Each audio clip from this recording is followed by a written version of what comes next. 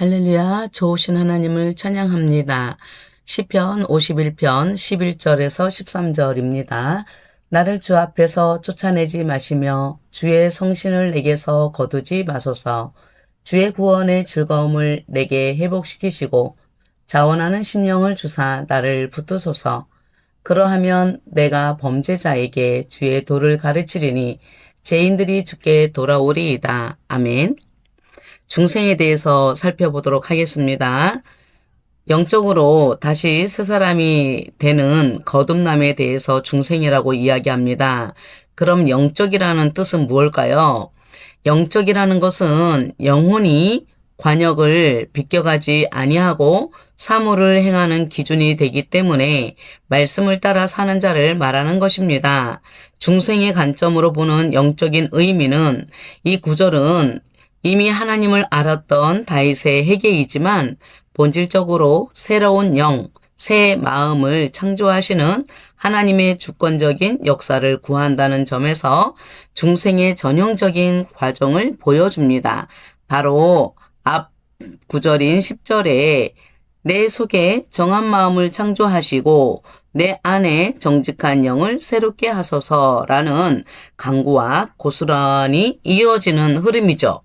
중생의 관점에서 이 구절들을 바라보면 죄로 인해 영적으로 죽었던 영혼이 하나님의 은혜로 어떻게 회복되고 새 생명을 얻는지가 아주 강렬하게 드러납니다.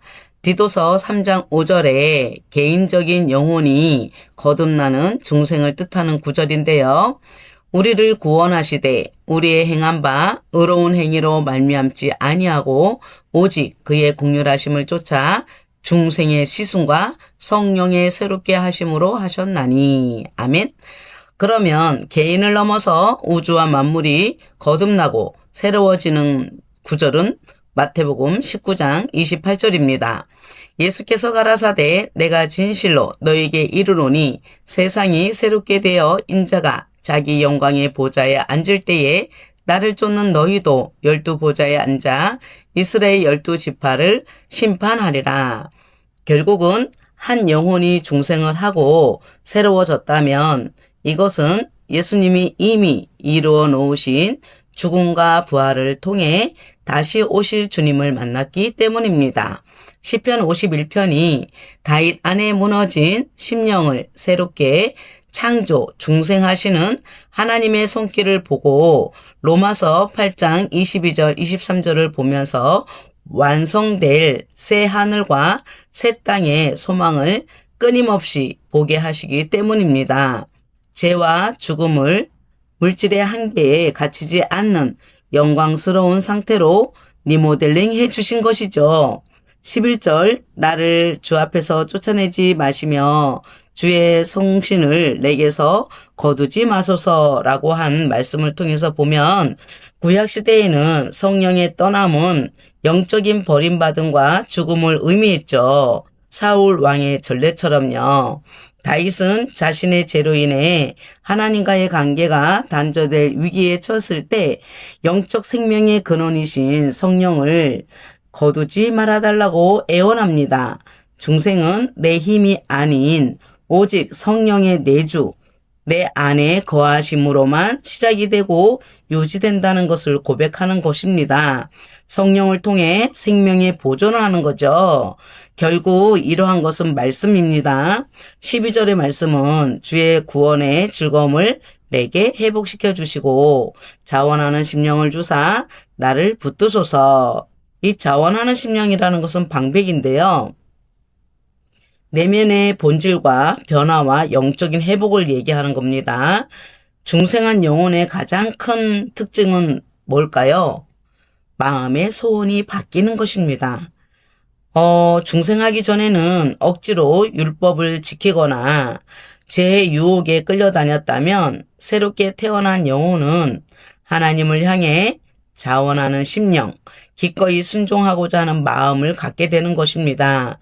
죄로 인해 잃어버렸던 구원의 기쁨이 영혼 깊은 곳에서부터 다시 살아나는 역사가 바로 중생의 증거입니다. 시편 47편 9절에는 열방의 방백들이 모이며 아브라함이 하나님의 백성이 되도다. 세상의 모든 방백은 여호와의 것이며 저는 지존하시도다. 아까 우리가 본 자원하는 마음이 여기에서는 방백으로 나왔죠. 열방의 방백들이 모이며 자발적으로 하는 행동에 대해서 이야기를 하는 것입니다. 이스라엘은 결코 혈연적인 폐쇄 사회가 아니고 하나님의 이름으로 열려진 개방 사회였습니다.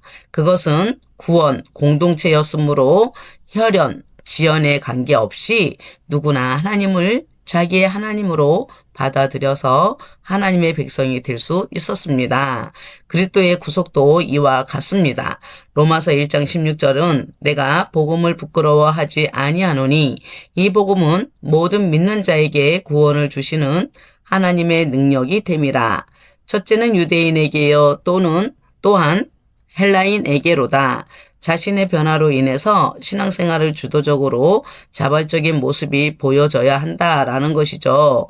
정말 저는 제 힘이 아닌 하나님의 힘으로 살아가고 있음을 고백합니다. 하나님 이야기하면 시험 들었던 사람들은 듣기 싫어하지만 말씀대로 살고자 하는 자에게는 때가 되면 그러한 사람을 만나게 해주셔서 다시 오실 주님을 만나게 되는 것입니다. 이 사건은 단순히 세상의 끝이나 파멸이 아니라 눈물과 정말 그 아픔이 가득했던 이 땅이 하나님의 영광으로 완벽하게 다시 태어나는 진짜 시작입니다. 사람의 생각으로 하지 않고 마치 겨울의 나무가 겉보기에는 성장을 멈추고 앙상해 보여도 봄에 다시 만물을 새롭게 하실 하나님의 섭리를 믿고 묵묵히 겨울을 견디는 것과 같습니다. 이는 내 삶의 모든 작은 흔적들이 보석처럼 깨어지는 날과 같은 것이죠. 성령의 조명하심과 은혜가 고스란히 스며들 때만이 가능합니다. 13절은 그러하면 내가 범죄자에게 주의 도를 가르치리니 죄인들이 주께 돌아오리이다. 이것은 삶의 목적과 열매에 어떤 변화가 있는 거죠. 참된 거듭남은 개인의 체험으로만 끝나지 않고 반드시 삶의 열매로 나타납니다. 하나님의 은혜로 영이 살아난 사람은 자신이 만난 하나님의 자비와 진리, 에메트, 주의 도를 다른 이들에게 전하지 않고는 베길 수가 없게 되는 것이죠. 나 같은 죄인 살리신 은혜를 흘려보내고 다른 죄인들을 주께로 돌이키는 생명의 통로가 되는 것, 이것이 중생한 자의 사명이자 삶의 변화입니다. 시편 51편 11절에서 13절은 죄로 오염된 인간이 스스로 구원할 수 없음을 깨닫고 성령의 역사로 영이 살아나 마음의 중심이 변화가 되고 결국은 타인을 주님께로 인도하는 생명의 삶을 살게 되는 중생의 영적인 아름다움을 보여주는 말씀입니다. 사랑하는 성도 여러분, 신앙생활을 하는 이유는 구원을 얻기 위한 조건이나 의무가 아니라 내 영혼의 본질이 바뀌었기 때문에 자연스럽게 흘러나오는 생명의 반응이기 때문입니다. 종의 의무가 아니라 자녀의 기쁨이며 내 안에 시작된 주님의 새 생명이 너무 감사해서 주님이 주시는 힘을 따로 장차 완성될 그 나라를 오늘 내 삶으로 증명해내기 위함입니다. 아멘.